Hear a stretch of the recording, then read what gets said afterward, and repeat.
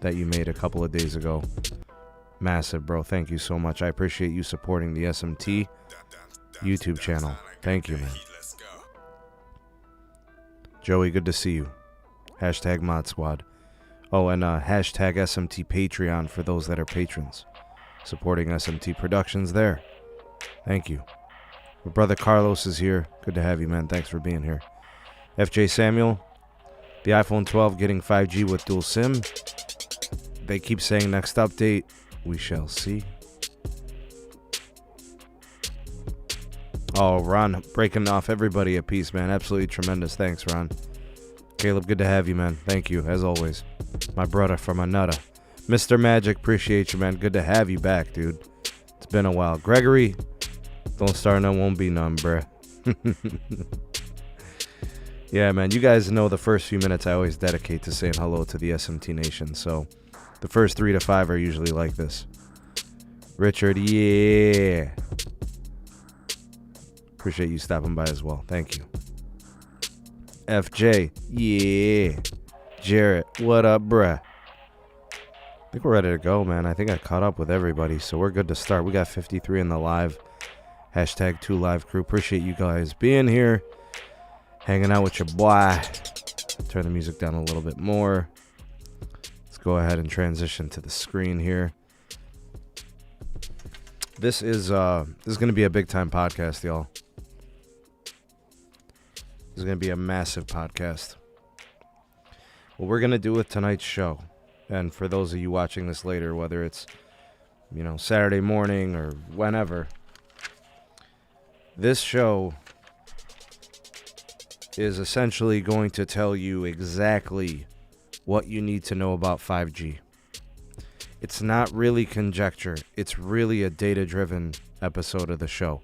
A lot of times, we take the information that we have available to us, and then we try to make as much sense from it as possible and do some predictions. Every carrier is doing good things. There's certain things that certain carriers do better than others. But honestly, there are certain principles in wireless networking that indicate whether or not a company is doing something right or wrong. Sometimes it's basically just depends on the spending. How much can a carrier spend? Richard, I appreciate it. That is the ultimate compliment.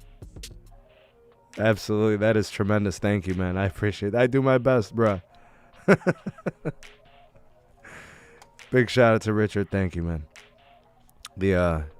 As I was saying about the podcast and the show and how it's going to play out, there are certain things from a fundamental standpoint that wireless networking and mobility for networking there's just some things are crucial and non-negotiable, and some of them are a function of spending, meaning the more a carrier can afford to spend, the more they can do. I spent the better part of the last podcast, at least half of it, speaking to the importance of densification. The more tower sites, the better. That is a staple in good networking. The more tower sites you have, the less congestion you have. The more tower sites you have, the more customers you could serve. The more tower sites you have, the more capacity potential you have. There's so many things that are good about density. There really is no downside, with the exception of possibly interference, but nobody's densifying to that extent. You're not putting 2 tower sites on the same corner. You know what I mean? So my point is the best carriers are going to be the carriers that have the best densification in their networking. And today will prove that even more so than ever. This is the 5G mother of all 5G podcasts, ladies and gentlemen. We start it now. Let's do this. Welcome to the show, one and all. Thanks for being here tonight. I'm going to focus the contents of the show, focus my efforts on giving you kind of some updates, a couple of things that we need to speak on, just some loose ends, things that are going on in wireless. Every carrier is involved in tonight's show, so if you are a customer of Verizon, AT&T, or T-Mobile, this is going to affect you. If you're thinking about Dish and how they're going to play moving forward, the show is for you too. If you like sub 6 gigahertz, this show's for you. If you like millimeter wave, this show is for you. Let's start first with some information and some news coming out of AT and Tizzle. All right, we'll start with AT&T, the big blue company. That's why I'm wearing the jacket, y'all. You might think, oh, Sneed's just rocking the, the blue jacket because, he likes the color blue. Nah, it's because I work for AT&T. All right, to update an item, this is going to help AT&T out quite a bit. AT&T is in the midst of trying to hawk DirecTV. They're trying to get off of that debt. The DirecTV sale is in progress.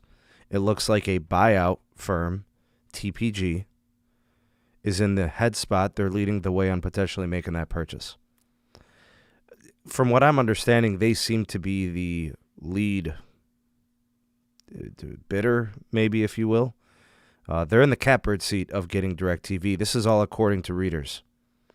A private equity firm by the name of TPG is looking into a minority stake for DirecTV. DirecTV is a satellite TV operator that AT&T purchased back in 2014 or 15. I forget the year.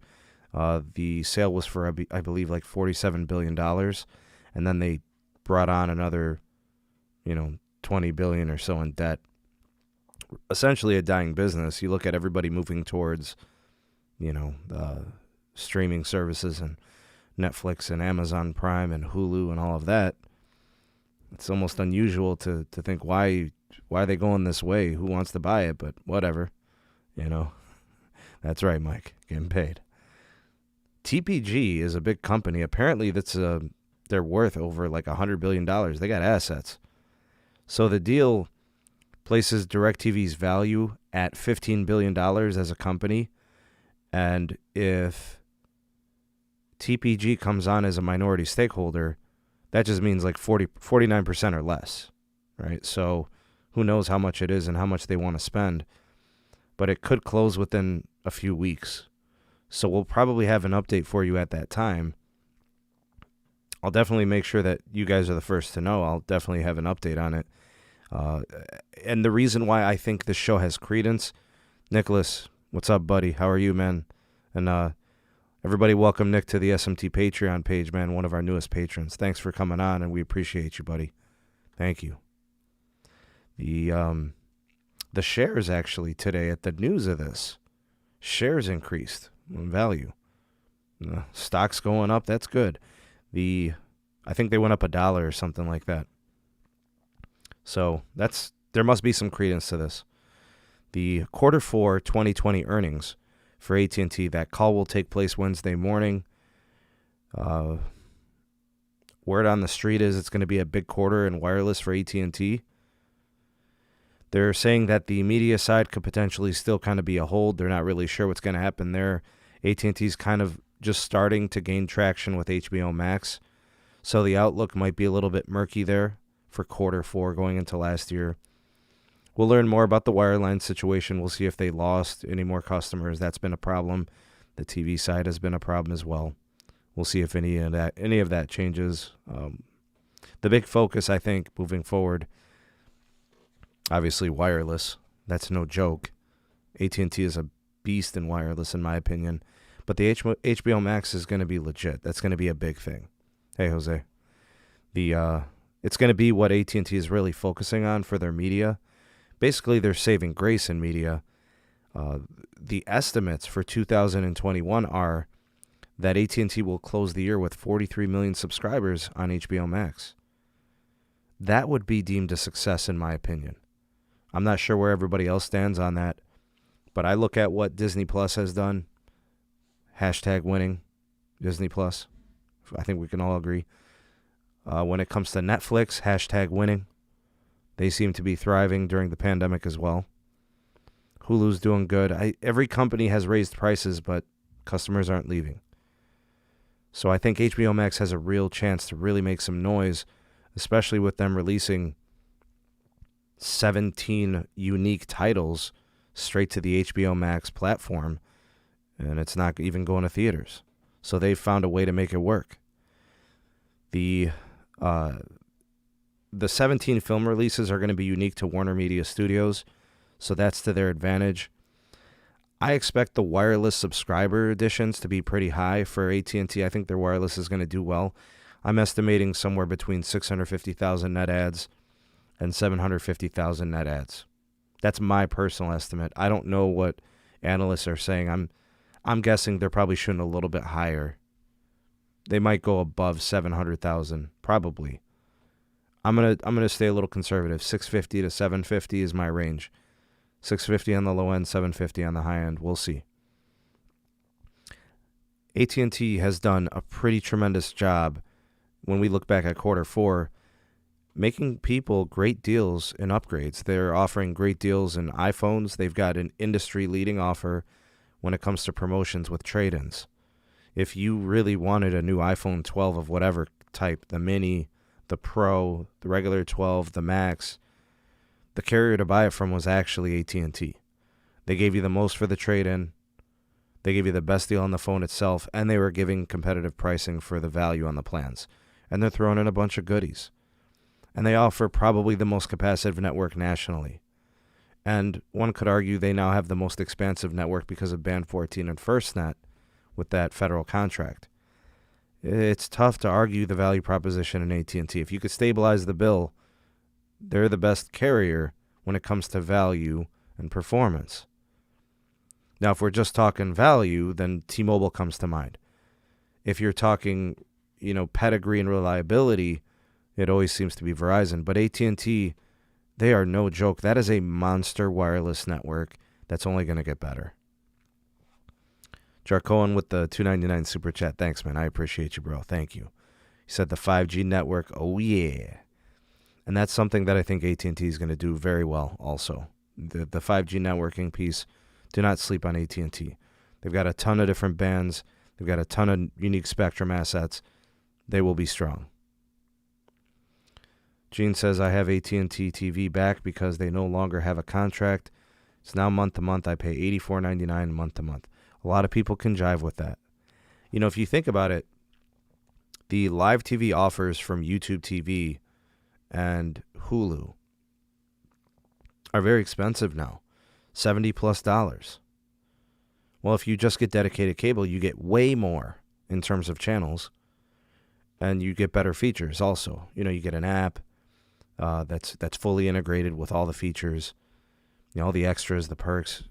There's a lot of value in certain cable offers from some of the companies, and if you bundle that with wireless, you're going to win. You're going to save money, especially if you can get the home fiber too. A lot of ways to win there.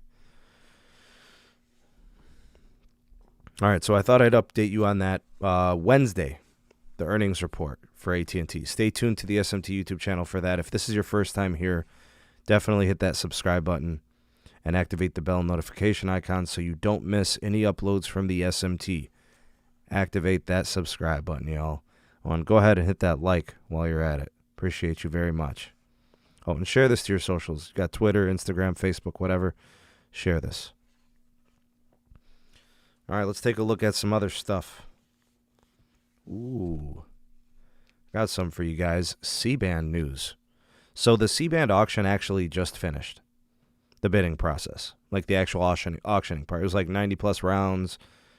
$81 billion. Huge auction. Really, this is going to kick in the 5G door. Notice the direction I'm going in. We're starting the 5G train right now. The clearance process is on track to finalize on schedule. All is well with the clearance of C-band. Intelsat and SES are the two largest C-band incumbents, the satellite operators of C-band that are going to decommission it and then relocate it for wireless usage. Both companies have disclosed that they will be completely ready and on time for a December 2021 availability for wireless operators to go ahead and use it. The companies Intelsat, SES, and as well as some other satellite operators that are incumbent to the spectrum were paid very handsomely to accelerate the decommission of blocks A, B, and C of the C-band spectrum auction. Obviously, A goes first. That's kind of what I'm referring to. That's in, 2021 in December here. And then the rest will be done by December 2023. So the accelerated part is the Block A. And that's on set. 120 megahertz of it will be done. All regulatory milestones have been fulfilled. $14 billion in cost. For those of you out there that aren't aware of this cost, this fee, the $14 billion is going to be paid by carriers. Verizon, AT&T, T-Mobile, Dish, whoever bought, they have to pay the companies to decommission it, those satellite operators. From what I understand, the decommission process by itself is going to cost $9 billion. That $9 billion is what those companies, Intelsat and SES, are going to use to relaunch and create a redundancy infrastructure to maintain satellite operations for their customers. Yeah, that is the $14 billion is the total cost, I think, for Block A. I'm not sure about the rest of it. I think that's an additional $9 to $10 billion. I have to double check the numbers and get that story straight. But something tells me we're going to exceed $20 billion in decommission and relocation and clearing cost. So I think it's approximate. Don't quote me on it. I'll try to get the solid numbers on that, and I'll get back to you, Landon. Anyways,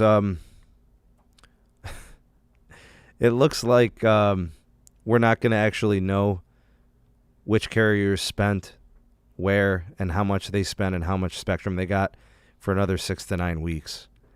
If that's the case, we won't have the detailed results until probably March, which sucks, guys.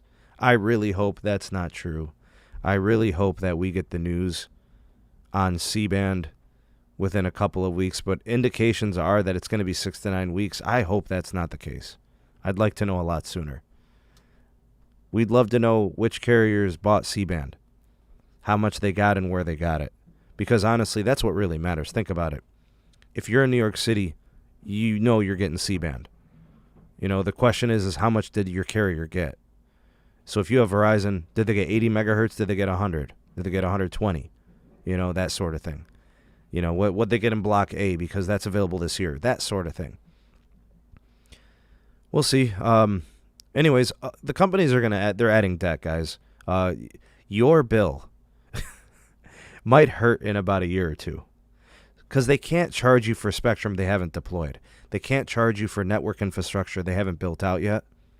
But once they do start to build out, pain might be coming your way. Bills might be going up. The reason why the merger for T-Mobile and Sprint had a 3-year stipulation, no price raising, is to ensure that customers could prepare for price increases after the 3 years. I'm sorry, y'all. I think our bills are going up, and I don't know, 5-10%. Who knows how much it's going to be? But the carriers are stockpiling debt. So let that debt pile up. The nice thing is the interest rates are low, so carriers can have an easier time paying it off. So lock in those deals, banks. Give them those rates. Your wireless bills are going to probably be expensive here in a couple years. I'm sorry to break it to you. It sucks. It has nothing to do with mergers and everything to do with 5G investment. But if it makes you feel better, your wireless network experience is about to get tremendous. The reason why I say it's okay, and don't worry, I know people every morning go to Starbucks and buy a coffee for $8, $6, whatever.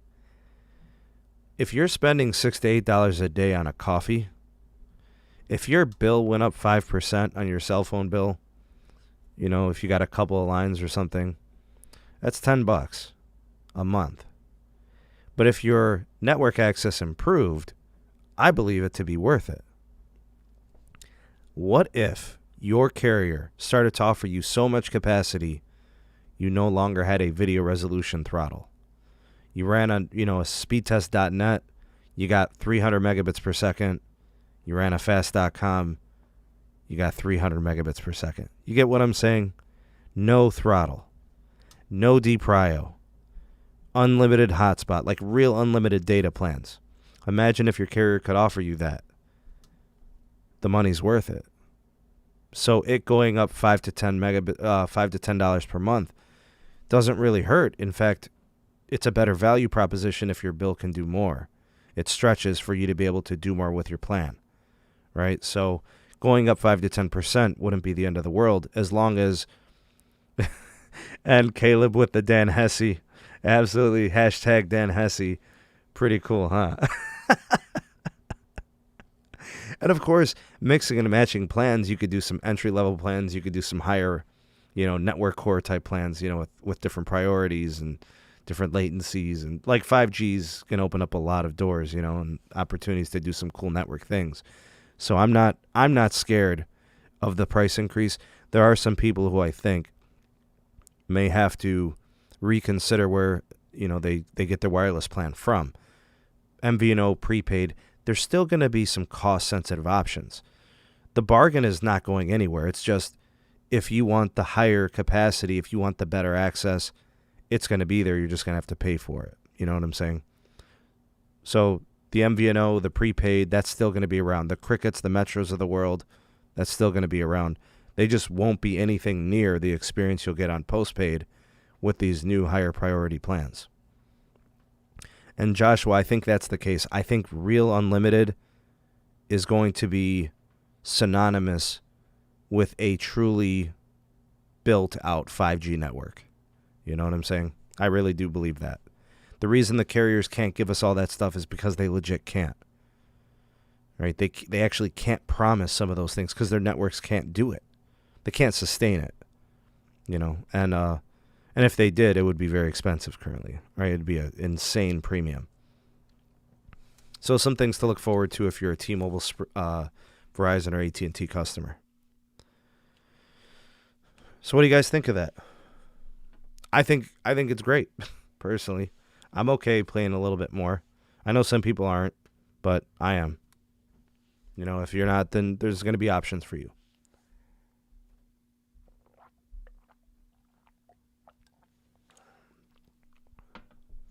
We got 101 in the live. My goodness, you guys are amazing. Thank you for being here, one and all. Let's take a look at the next story here. All right, let's do this one. This one coming out of Verizon. This one is good. Mr. Zero Quiller F, you're going to love this.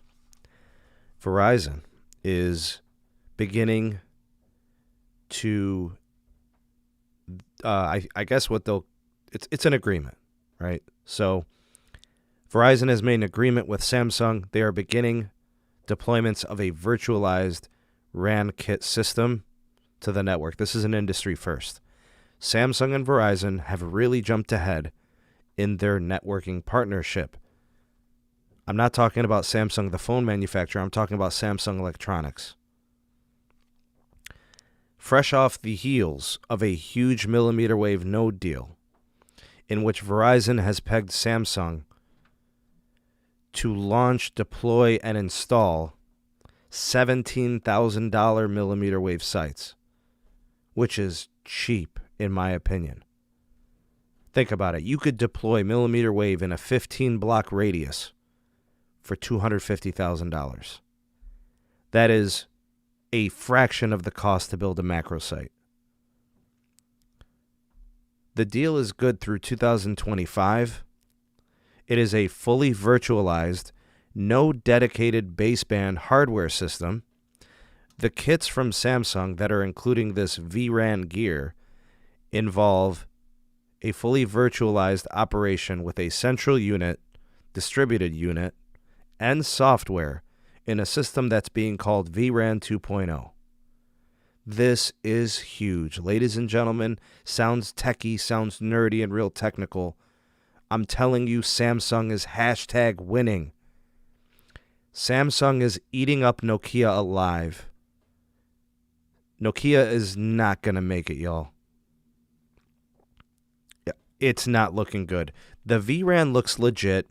Carriers are moving away from the dedicated baseband hardware scenarios, and they're moving towards these virtualized cores, these virtualized radio access networking tools. Ericsson is on board with this as well. They'll be ready by the end of the year, Q4 2021. Nokia says they'll be ready by the end of the year as well. But the problem is the biggest operator in the U.S. has gone with Samsung, and they told Nokia to hit the curb. That's the problem. So this is all part of this new Open RAN approach. Open RAN is a thing. 5G is not going to be anything like LTE. It's very apparent. So get on the virtualization of networking now. Get used to seeing this because this is here to stay. Once Verizon is all in on it, that's it. It's a slam dunk. Magic, I think you're right about that, actually. Dish is going to do this. I think AT&T is going to do this as well. T-Mobile will eventually do this as well, but I think they're going to do it through Nokia. So expect something more from them later on in the year. I think AT&T is going to get on board with Samsung. Expect an announcement within the next couple of weeks from AT&T. I'll go ahead and call that now. Put me on the record. Full Open RAN compliance on all of this hardware and software operations. This may be why Verizon told Nokia to kick rocks last year, because now they're all in with Samsung. Samsung has big-time deals internationally. Samsung is winning in Europe. Samsung is winning in Asia. The reason Samsung is winning in Europe is because Nokia's done. They're just not doing well. And now they've got Verizon. This bodes well for them. These kits, this equipment, I think what Samsung is going to effectively be able to do is go end-to-end, be able to provide everything for these network operators like Verizon and AT&T and T-Mobile. So what's going to end up happening is Samsung's going to be able to scale. It looks like they can supply everything everybody needs. If you are an investor, Samsung Electronics is a good investment. I really feel I don't give investing advice here. It's not wise to take my advice. I'm just saying I feel good about what Samsung Electronics is going to be doing. That's all I'm saying. If you're an investor, just give them a look. Those, wow. Samsung actually has, Samsung Electronics, this type of hardware deal, they supply for companies that are actually bigger than Verizon, AT&T, and T-Mobile combined. Like the networking in India, like the networking in China, the networking in other countries is very extensive. Samsung provides for them. Samsung's a winner.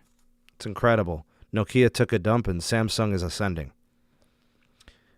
I think what's very telling, don't get mad, please. I know a lot of you guys love all the carriers. Everybody loves their carrier. But this is literally a quote from Samsung. Verizon is one of the few networks that commands respect universally and internationally. I think Samsung looked at Verizon as a feather in their cap. It was like they slayed the monster. They're actually going to use Verizon as a bargaining chip when they go to make deals with other operators. They're going to say, look, we got a Verizon deal. Verizon believes in us. Do you guys know that Verizon is a respected network across the globe? The world respects Verizon. I didn't see any mention about AT&T. I did not see any mention about T-Mobile. I'm not saying anything bad about AT&T or T-Mobile. That's what this statement says. Internationally, Verizon is respected. And Samsung wanted this deal bad, and they made it happen. And I think Verizon got a good deal in this. Incredible. Verizon has a dense tower grid. Nobody has more sites than them. Nobody has embraced the site densification process like Verizon. They've embraced the grind. Tower site, tower site, tower site, mini, macro, small cells, nodes. It's easy. It's a slam dunk. Samsung's winning here. Verizon's winning here. A lot of new installations, a lot of 5G upgrading. Samsung's got it all. Now, earlier, I was talking about this whole concept of end-to-end with 5G and the virtualized networking and everything. Apparently, Samsung's going to be giving it to them end-to-end. Chipsets, radios, and then the network core. All Samsung. All virtualized. This was a huge development. I'm surprised a lot of people hadn't tweeted at me and said, hey, did you see this, Sneed? This is big time. I actually just found out. I had no idea this was the case. DSS is a Samsung thing, too. Apparently, Samsung is doing DSS, and they may be the ones fixing the DSS problem that Verizon has right now. Apparently, Samsung thinks they have a solution that's going to improve the efficiency of DSS. You know, the LTE and the 5G being shared on the same band. Samsung claims to have the solution. This may be why they got the deal, too. I had no idea. That's right. Dynamic spectrum sneeding. Absolutely. If they can figure out the dynamic spectrum sharing to make it more efficient, dude, Samsung's their GOAT. Incredible. Samsung is going to be obviously continuing vRAN 1.0, which is the 4G and 5G upgrades, where they're getting rid of a lot of the Nokia stuff and replacing it with, the Samsung gear. Samsung is taking 5G nodes indoors. Samsung is installing the 5G nodes outdoors. And they're going to be a big part of what Verizon does with the MEC, the mobile edge computing, the MEC. If you're an investor, you got to be looking at Samsung Electronics. And Verizon is a believer in Samsung. They've literally walked away from Nokia. It's a Samsung world at Verizon. No, Lavendi, same old camera setup. I don't know. Yeah, and this is all my podcasts are 1080p. The ones that I do here. So, big time Samsung news, man. Big time. Zero Cooler F. Caleb, we got to talk about this one of these days, man. Thanks, Lavendi.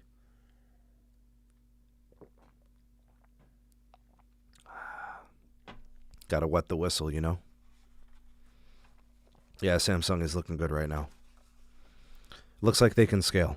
It looks like they're going to be able to lock in deals with AT&T and T-Mobile as well. All right, y'all. This next piece, this is why I call this the 5G podcast of all 5G podcasts. This is the culmination of this podcast.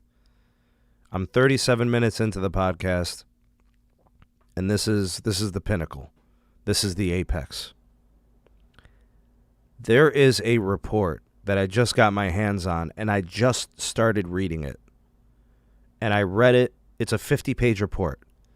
And I started reading it, and I was like, oh my goodness, I need to sit down and read this for a long time, because there are so many details in this report that are going to literally drive the industry forward.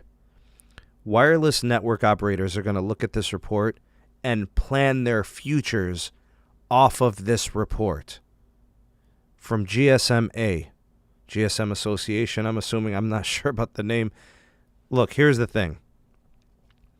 This report analyzes and scrutinizes the economics of 5G networking, which, in case you didn't notice, economics is going to drive wireless network deployment. It's not always about what's best for the customer. It's always going to be about cost-effective deployment. So and Magic, it looks like you said you just read this. We got to talk about these elements in the study. Research suggests and indicates it's millimeter wave. 5G is millimeter wave. Millimeter wave is 5G. I have to admit, guys and gals, I feel vindicated. I feel vindicated. I'm not a wireless prophet, nor do I claim to be. I just know what I see when I see it. Millimeter wave is a transcendental technology. It is not an arbitrary connection. It is a game-changing capacitive network tool. It is not a company. It is not a vision. It is a wireless network technology. It doesn't have a brand. It doesn't have a color. It's not blue. It's not red. It's not pink. It is a technology. I don't care about people's feelings. I care about the science. And I care about the analysis. And I care about the data. So in this report, they studied 6 different scenarios, 2 different urban scenarios, rural scenarios, indoor scenarios, outdoor scenarios, the whole shebang, suburban, urban, everything. You cannot effectively build a 5G network without millimeter wave. Can't do it. So if your carrier is not building out 5G, they're not going to reach the full 5G connection potential without millimeter wave. You have to do it. So here are some highlights from this report. Yes, Landon. Rural with hills. Yes. No, not just flat. No. Everything. So, is millimeter wave cost effective? That's the bottom line. Yes. Millimeter wave is cost effective. The conclusion of this 50-page study says that in the correct application, midband plus millimeter wave is the best 5G networking approach. It is the most cost effective. It is the most performance effective capacity solution. This report offers proof and evidence to suggest that an all midband network using only midband frequencies are now needing millimeter wave. It is 2021 and 5G is in its infancy stages, and already midband needs millimeter wave supplement. So the capacity just isn't enough in midband. Midband only scenarios don't work. Midband actually needs millimeter wave. It cannot carry it alone.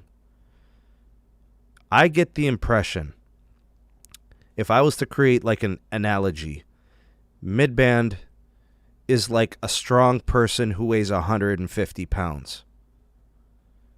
Sometimes you need a strong person that weighs 250 pounds. You need that extra power. You need the extra oomph. The bandwidth is in millimeter wave. You actually need millimeter wave to keep midband clear from congestion. Midband alone is not enough. And it's already showing that in 2021. And 5G is literally a year or two old. The study is suggesting you have to have millimeter wave. And it's not just in specific scenarios. It's in all of them. I've said from day one, the name Layer Cake is stupid. Neville Ray is dumb for that name. Layer Cake is weak. The name is corny, and it's a bad joke. But the approach is right. You need low band, mid band, and millimeter wave. The problem is some carriers are not embracing what they're saying. You can't say you're going to have millimeter wave, mid band, and low band, but you're not deploying millimeter wave. You're going to have problems. I agree, Pete. Beefcake is better. Beef it up, right? Pete's right. In the report, it states that all networks may start off at different ends of the spectrum, but they require all types of spectrum, low band, mid band, and millimeter wave. Who said that? Who said that every carrier is starting at a different point but will end at the same point? Who said that? Who said that every carrier has the same end game? Tell me. Tell me who said that. Gonna lose my damn hair over here. I've been saying this for 2 years. The end game is the same. The starting point is different. Verizon doesn't have midband, so they're building millimeter wave. When they have midband, they'll build midband. Who's counting, Pete? So apparently I should have wrote this paper and gotten paid. Let me continue with this study, huh? Before I start pulling my hair out. Sneed losing his mind. Hashtag we losing it. European networks, Chinese networks have now admitted, verbally, publicly, millimeter wave makes networks better. The total cost of ownership when it comes to wireless networking and 5G is most efficient under all scenarios with millimeter wave. Outdoor, fixed wireless access, hello, home internet, hello, urban, suburban, and surprise, surprise, this study shows the most cost-effective way to do 5G in rural America is millimeter wave. Who said that? Who said that millimeter wave will find its way to rural America? Who said it? I don't know. Who said that? Did anybody say that? Anybody? Anybody ever say that rural America would have millimeter wave?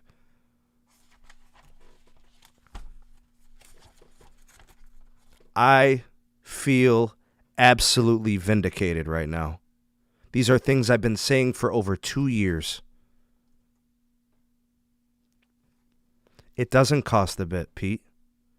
This study is showing it's the most cost-effective way to do it. Because here's the thing.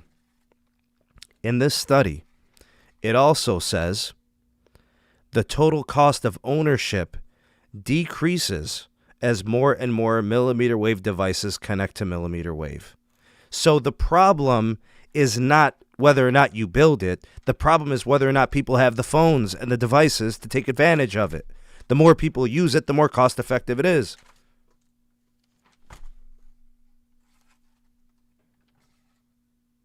Rural, urban, suburban, schools, concerts, homes, enterprise. It's all millimeter wave. In rural America, the key to successful millimeter wave deployment is put it where you need it. You don't blanket rural America with millimeter wave. Why would you put millimeter wave in a cornfield? You put it where people's homes are. You put it near hubs. They got millimeter wave stretching 7 kilometers now. They got repeaters. They got pivots. They got echoes. What you mean? Millimeter wave is going to be the key to rural America to have 5G.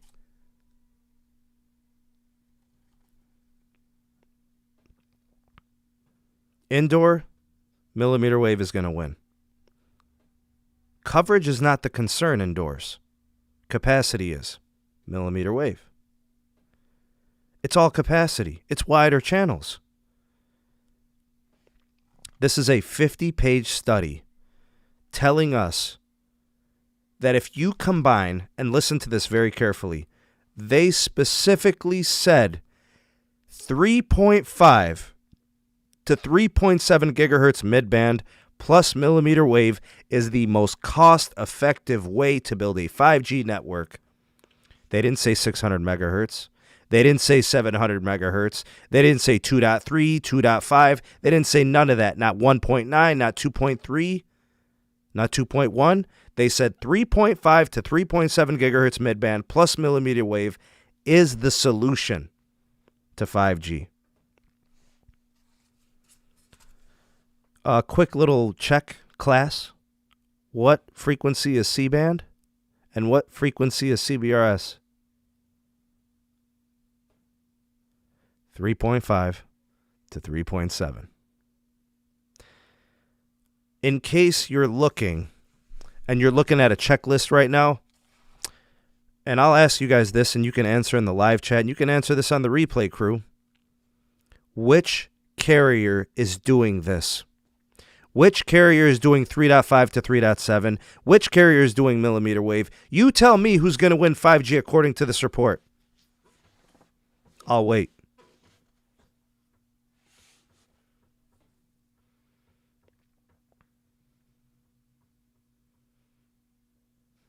I'm not going to say nothing because you people are brilliant. You guys got it. You understand. I didn't see no mention of 2.5. I didn't see no mention of 2.1. I didn't see any mention of 2.3, 1.9, nothing. Caleb, you would think that Verizon wrote this dang report. But all I kept thinking about this report, I'm like, holy crap.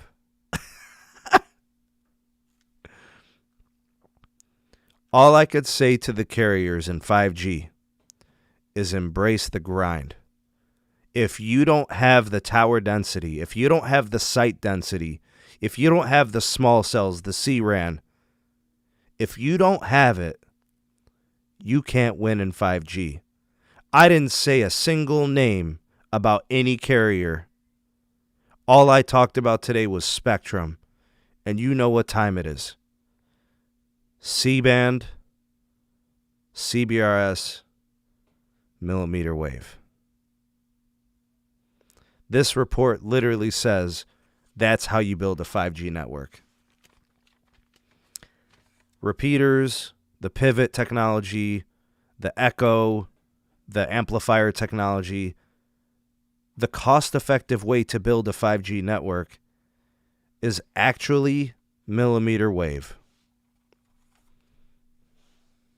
And they didn't specify what frequency of millimeter wave. They literally said millimeter wave. So what are we talking, Pete? 24 to 39 gigahertz, right? 29 to 39 gigahertz. 24 to 39 gigahertz. I think that's what we have operational right now in the U.S. So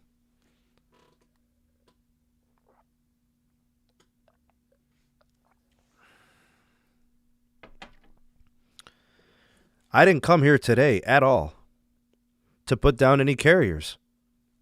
We didn't even have to mention any carriers today. This study drives home the point. These higher frequencies need tower density. Embrace the grind. They must embrace the grind. Tower sites everywhere. Nodes everywhere. These frequencies are high. To keep them operational and strong and properly working, you got to densify. You have to. It's true, Barry. That is 100% true. Your statement about the 2 gigahertz range makes it challenging. That is true. It needs workarounds. It needs optimizations. It needs careful planning and optimization. Which I think why Caleb, Mr. Zero Cool, why he loves PCS. Right? The fact that it's that 1.9, it's in its perfect Goldilocks spot, right? 1.9 gigahertz PCS is like in the catbird seat. You know what I mean? It's perfect. I think what we're going to see in the future when it comes to millimeter wave technology, in combination with mid-band, is the ultimate solution. There's just no way. There's no way you can make a truly capacitive 5G network without millimeter wave. I mean, I literally read a Droid Life article about how millimeter wave ruined the Google Pixel 5. That is absolute madness. I wouldn't have bought the Pixel 5 if it didn't have millimeter wave. I don't want a phone that does not have millimeter wave. I refuse to buy it. Why would I want a neutered 5G experience? when millimeter wave is going to be the transcendental technology that really drives 5G.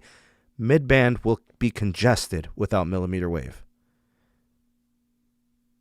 It's as simple as that. Millimeter wave is not specifically a coverage layer. It's not. We know that. But it is the capacity layer. Mid-band is not capacity. I mean, it's capacity compared to low band. If the channels are wide enough, it offers good capacity, but it is not ultra capacity. Ladies and gents, we're going to have people, 20, 40, 50,000 people, 100,000 people. There are going to be like the networks tank. They absolutely fail because there's too many users on sites. There's no other way to do this capacity thing. If you walk away from the study, you have to just realize millimeter wave is going to be a requirement in 5G networking. It's as simple as that. It's not an opinion. This research indicates that a cost-effective 5G network needs millimeter wave. It's going to be more expensive to build out just a mid-band because you're never going to have real capacity. Okay, call it that. Capacitish. It's good. I'm not putting down mid-band. I just want the mid-band to stay great. Mid-band can stay great if it has millimeter wave. You get what I'm saying? It's like, do you really want somebody who weighs 150 pounds to carry 250 pounds? No. You know, you give that to the person who weighs 350 pounds, right?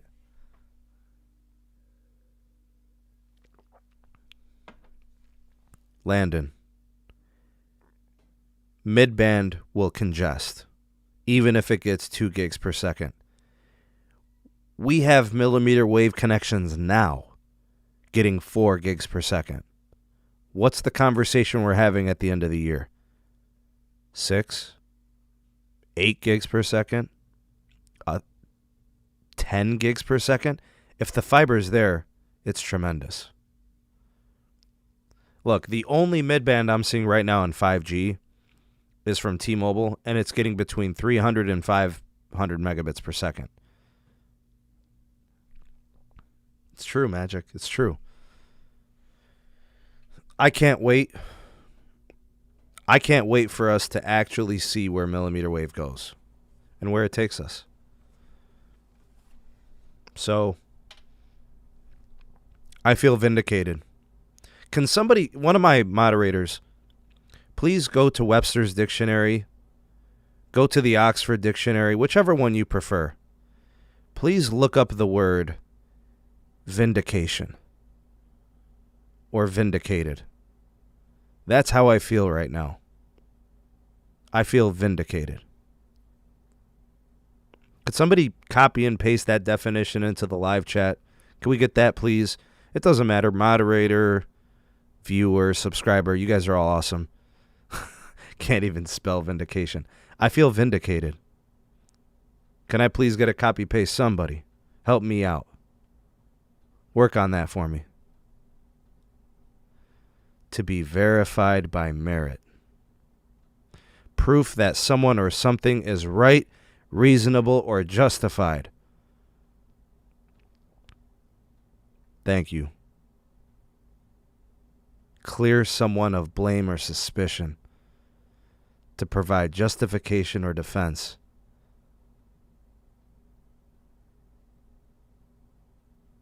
That's how I feel right now. Because for the last 2 years, they told me that I was wrong. They told me that millimeter wave was stupid and nothing. And this study says everything opposite. This study says it's the most cost-effective way to do it. Some carriers tell you it's too expensive to build out millimeter wave. Wrong. I found out that millimeter wave nodes, the 3 sector sites, now cost certain companies $17,000 a piece. You can cover a 15 to 20 block radius which is essentially what a mid-band configuration would cover, except instead of getting 500 megabits per second capacity, those millimeter wave nodes will give you at each site 2 gigabits per second.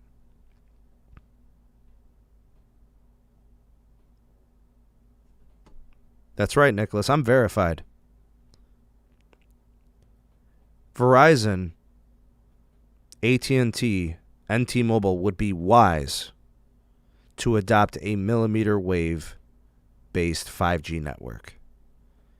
I'm not saying millimeter wave will go everywhere. There are places where it is simply not needed because it is time consuming to build. It's not more expensive than mid-band. It's time consuming. It needs many installations. Although the installations are getting easier and easier, they're also getting cheaper and cheaper. The cost-effective and performance-effective way to do 5G is a combination of mid-band and millimeter wave. You cannot do it without it. That's right, Landon. C-band, low band, millimeter wave.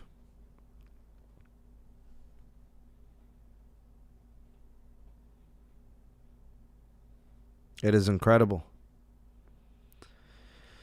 So the SMT is vindicated. I hope you guys enjoyed the show. If you would like the transcript to today's show, I have all my notes. You guys ever see notes like this?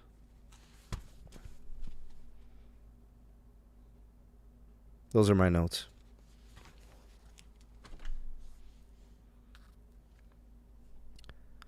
That's right. I want to thank you all for being here tonight. Thank you for making it to the show. Hashtag 2LiveCrew. Hashtag Replay Gang for those of you watching this on DVR. Thank you so much for being here, watching. Thank you to all my commenters. Thank you to the mod squad. Thank you for holding it up for me. It's not APA format. Magic, you're crazy. Hashtag Ravioli Gang if you're watching this while you're hungry. Or if you're, watching this while you're eating dinner. Appreciate you guys so very much. Thanks for coming through. Let's go ahead and close things out. And thank you to everybody who donated. We had some donations. Big shout out to Ron. Big shout out to Michael. I think I may have had a couple other donations. Jar Cohen had the donation. Thank you for that super chat, sir. You're the best, man. Thank you. Always so kind and generous. Thank you to anybody who ever donated to the channel. All of you. You guys are amazing. Thank you. All right, let's go ahead and do this. Y'all the best, man. Let's close out the show.